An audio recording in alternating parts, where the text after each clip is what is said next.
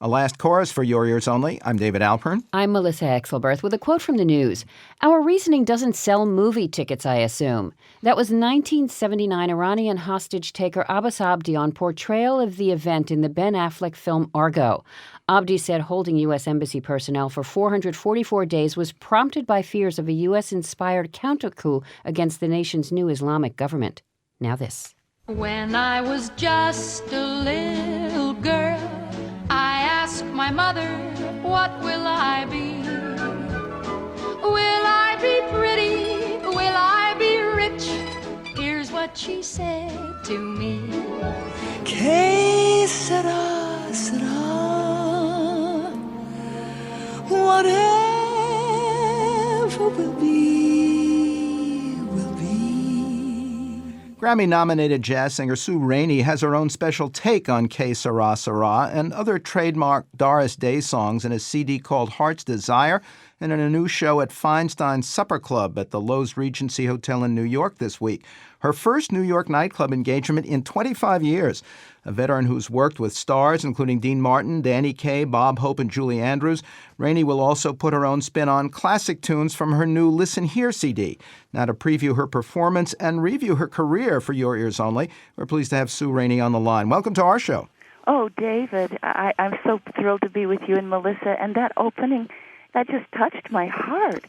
I think it was in the same key. Well, it seemed the right duo to do. Your singing talent was discovered at a remarkably early age. Well, you know, when I was a little girl, my mom was always looking for one of us to be musical because she came from a musical background. I had a great-great-aunt that sang in German opera. So I think that when she discovered that I could sing, she took me to a voice teacher, and then I did those little shows when I was 5 and 6, you know, the little tap dancing, singing things with my sister Carol, who didn't really like it, but she had to do it. And then when I was 12 years old, we moved from Kansas, Wichita, Kansas, to Albuquerque, New Mexico, and I had my my little radio show at 12. And my dad sponsored it because he had an appliance store, so I didn't have to look for a sponsor, you know.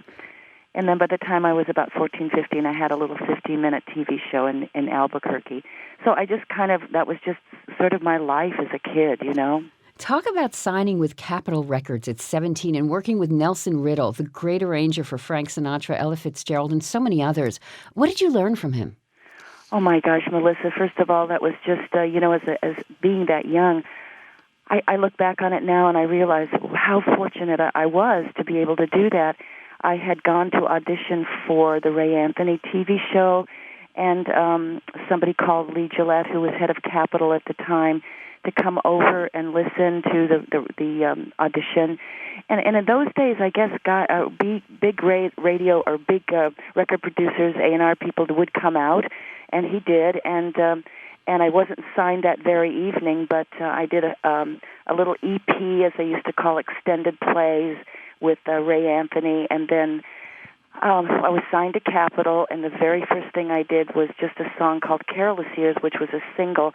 And from that, Lee Gillette decided that I should have the best and the top of the line.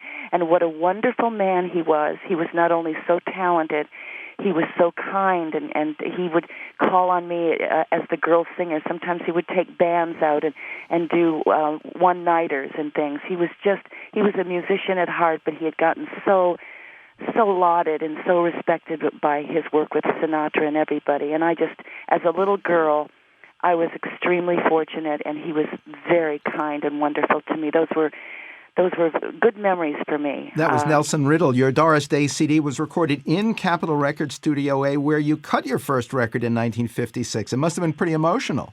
Well, you know, we decided that would just be the best thing that we could do 50 years later.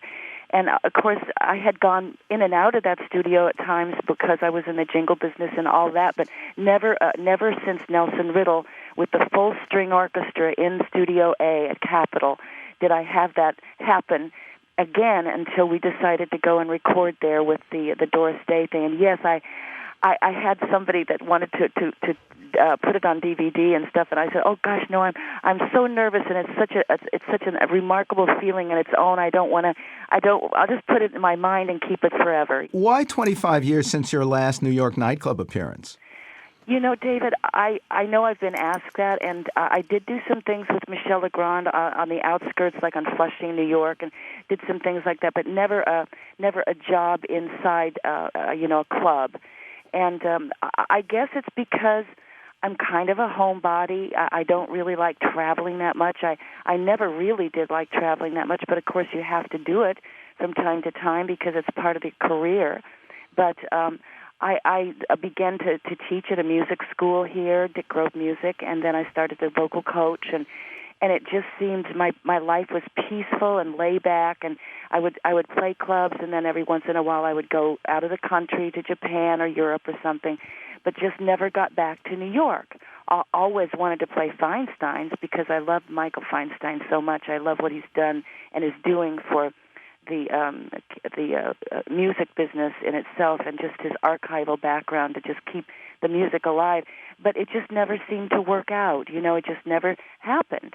And so 25 years went by so fast, I can't in a blink of an eye. Sue Rainey's first New York nightclub appearance in 25 years runs from November 7th through the 11th at Feinstein Supper Club in Manhattan's Lowe's Regency Hotel.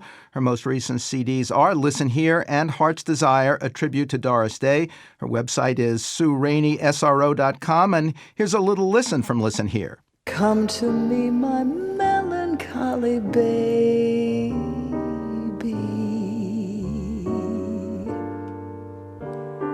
Cuddle up and don't be blue. And this has been For Your Ears Only.